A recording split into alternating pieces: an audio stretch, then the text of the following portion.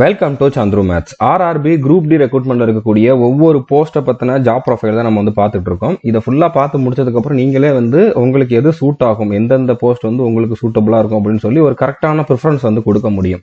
Already நம்ம 2 போஸ்ட்டை பத்தி பார்த்துட்டோம். இன்னைக்கு நம்ம பார்க்க போறது 3வது போஸ்ட், அதாவது அசிஸ்டன்ட் பிரிட்ஜ் அப்படிங்கக்கூடிய போஸ்ட். இன்ஜினியரிங் டிபார்ட்மெண்ட்ல இருக்கக்கூடிய அசிஸ்டன்ட் பிரிட்ஜ் அப்படிங்கக்கூடிய போஸ்ட்.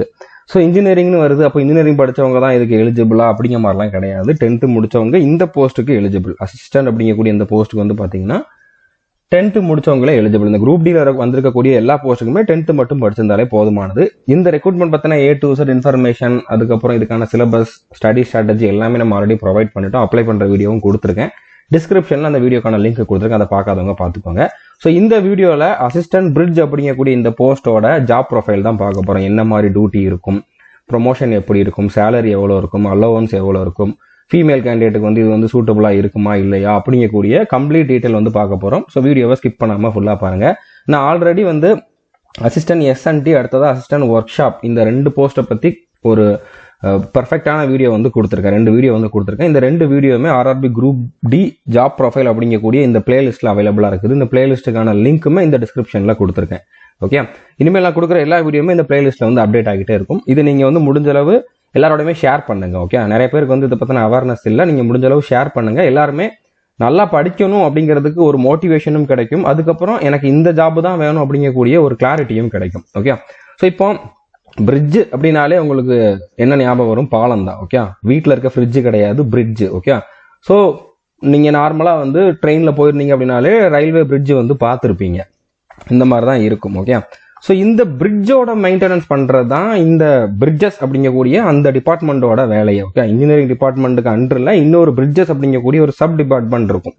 அந்த டிபார்ட்மெண்டோட வேலையை பாத்தீங்கன்னா இந்த பிரிட்ஜை கரெக்டா இருக்குது அப்படின்னு சொல்லி பீரியாடிக்கலி செக் பண்றது, எதுவும் ஃபால்ட் இருந்தா அதை சரி பண்றது, எதுவும் பிரேக் ஆயிடுச்சு அப்படின்னா அதை கரெக்ட் பண்றது தான் அவங்களோட வேலை. ஓகே, ஸோ இதுல இந்த குரூப் டில இருந்து செலக்ஷன் ஆகிற அந்த அசிஸ்டன்ட் ரேங்குக்கு என்ன வேலை அப்படிங்கிறத நம்ம பார்க்கலாம். ஓகே, ஸோ இதுக்கு தனியா ட்ரைனிங்லாம் எதுவும் கிடையாது. நீங்க ஜாயின் பண்ணோம்னா டேரக்டா போஸ்ட்ல ஜாயின் பண்ற மாதிரி தான் இருக்கும்.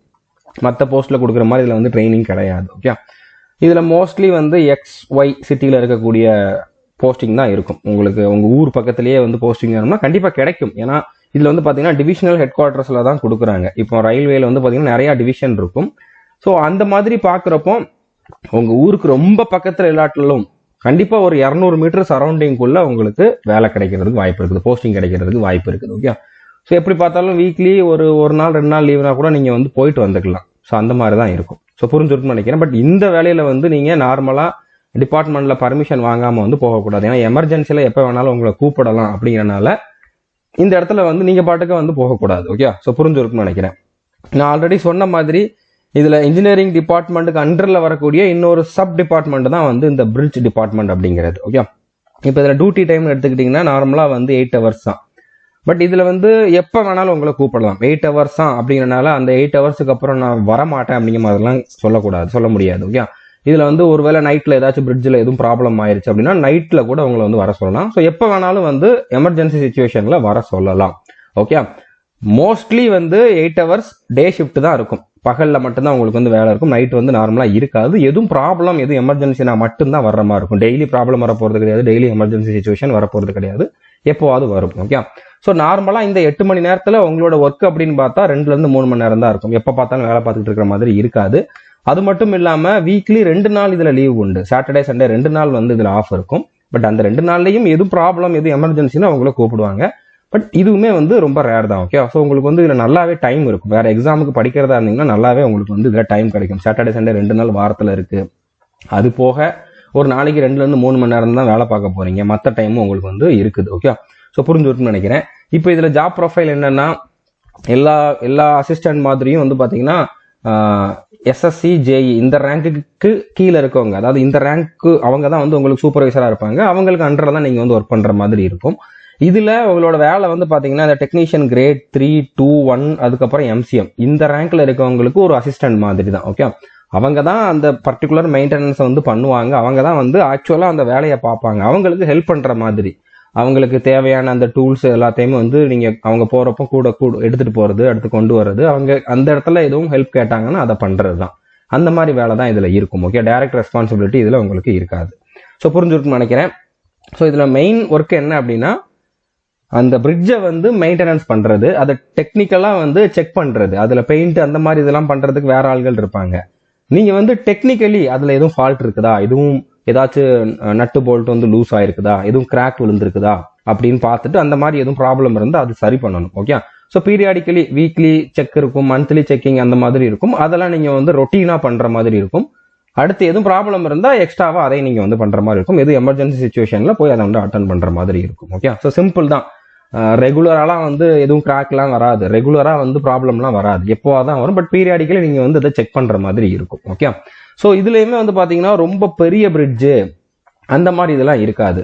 அதுக்கப்புறம் பிரிட்ஜை வந்து நீங்க கன்ஸ்ட்ரக்ட் பண்ணணுமா அப்படிங்கிற மாதிரி கேட்டீங்கன்னா அதுவும் கிடையாது. கன்ஸ்ட்ரக்ஷன் பண்றதெல்லாம் வந்து வேற ஏதாச்சும் கம்பெனி, அதாவது பிரைவேட் கம்பெனிஸ் தான் வந்து பண்ணுவாங்க. அதுக்கு வேற தனித்தனி ஏஜென்சிஸ் இருப்பாங்க.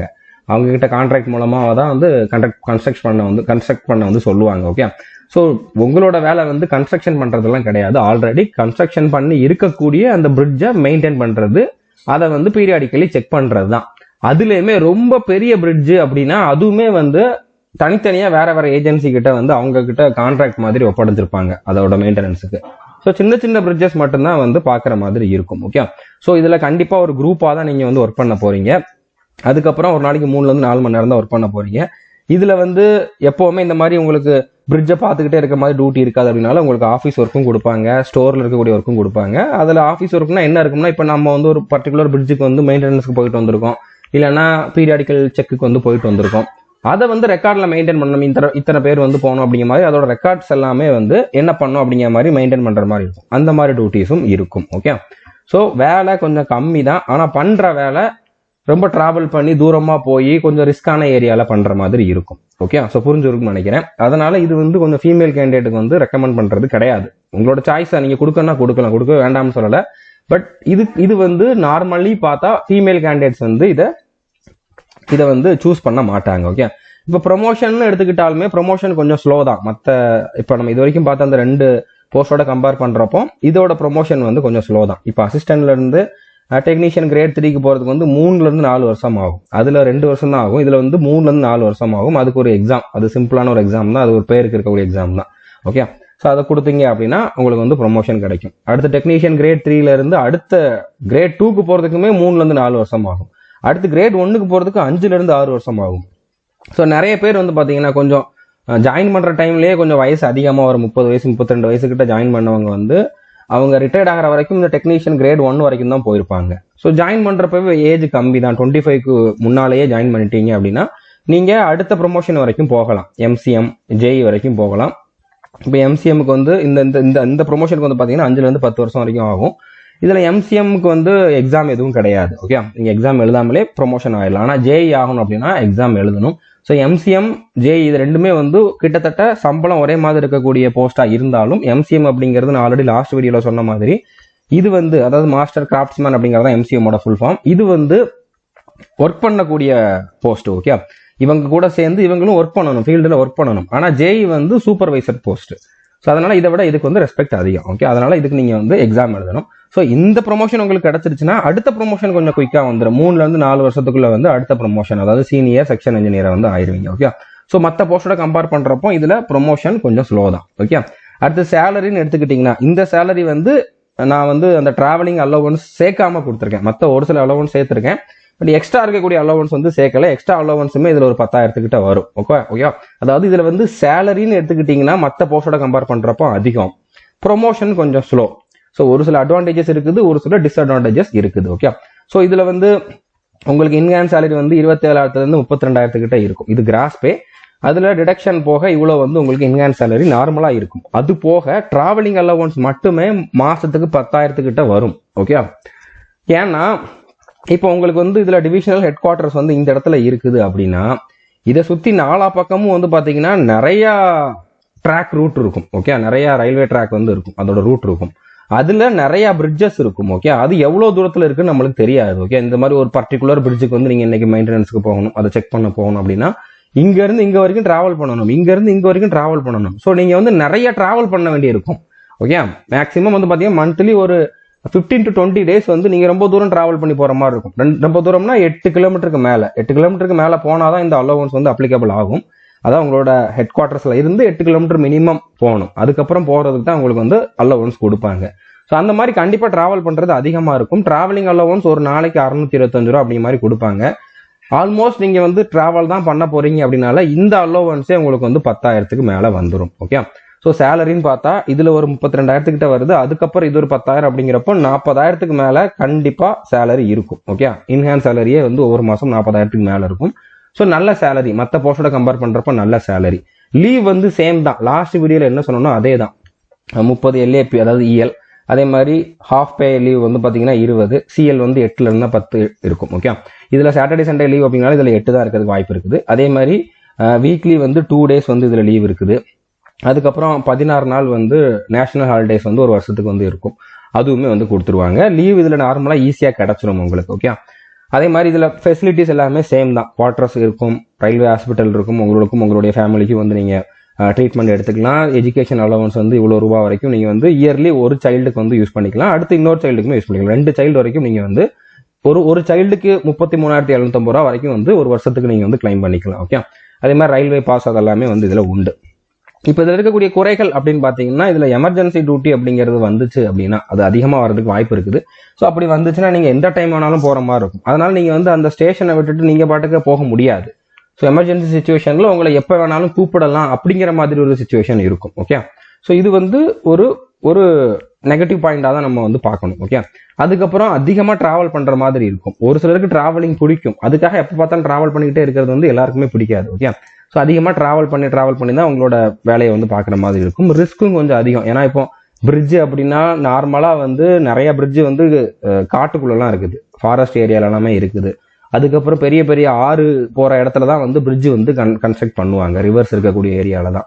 ஸோ அந்த பிரிட்ஜுக்கு கீழே போய் நீங்கள் வந்து ஒர்க் பண்ணுற மாதிரிலாம் இருக்கும். ஸோ கொஞ்சம் ரிஸ்க்கும் இதில் இருக்குது. ஓகே, ப்ரொமோஷனும் கொஞ்சம் ஸ்லோவராக தான் இருக்கும். ஆனா சேலரின்னு எடுத்துக்கிட்டீங்கன்னா இதுல இருக்கக்கூடிய பாசிட்டிவ் பாயிண்ட்ஸ் என்னன்னா சேலரி வந்து ரொம்ப அதிகம் மற்ற போஸ்டோட கம்பேர் பண்றப்போ. ஏன்னா இதுல டிராவல் பண்றது அதிகமா பண்றீங்க, அந்த டிராவலிங் அலவன்ஸ் அதிகமா இருக்கும்.